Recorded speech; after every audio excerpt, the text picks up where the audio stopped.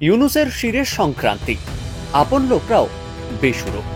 গত কয়েকদিন ধরেই শোনা যাচ্ছিল বাংলাদেশের অন্তর্বর্তী সরকারের প্রধান উপদেষ্টা পদ থেকে ইস্তফা দেবেন তিনি। সেই নাটক শেষ হয়েছে সদ্য, কুর্সি ছাড়বেন না তিনি। কিন্তু বিপত্তি কাটছেই না তা। রাখাইনের করিডোরের প্রস্তাব প্রত্যাখ্যান করে সেনা প্রধান জেনারেল ওয়াকারুজ্জামানের তৈরি করা চাপ একটু সহনীয় হতে শুরু করেছিল, কিন্তু গোদের উপর বিস্ফোরা। সরকারি কর্মী ও বন্দর শ্রমিকদের কর্মবিরতি, সরকারের কাজকর্ম লাটে ওঠারও জোগাড়।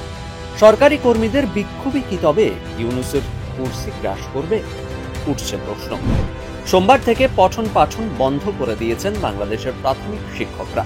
অন্যদিকে সেনাবাহিনী জানিয়েছে সরকারের সঙ্গে অসহযোগিতার পথে তারা হাঁটবেন না, তবে মিয়ানমারের করিডোর করার প্রস্তাব তারা অন্তর্বর্তী সরকারকে বাস্তবায়ন করতে দেবে না।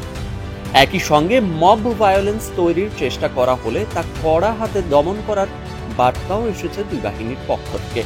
ফলে ইউনূসের অস্বস্তি কার্যত কাটছে না। এর মধ্যে আবার বাংলাদেশের প্রধান বিচারপতি সৈয়দ রেফাত আহমেদ রবিবার ইউনূসের বাসভবনে প্রায় ৮ ঘন্টা বৈঠক করেন। সব মিলিয়ে পদ্মপাড়ের রাজনীতিতে প্রতি মুহূর্তে নয়া টুইস্ট অ্যান্ড টার্ন আসছে। ডাউনলোড করুন এই সময় অ্যাপ, iOS ও অ্যান্ড্রয়েডের জন্য।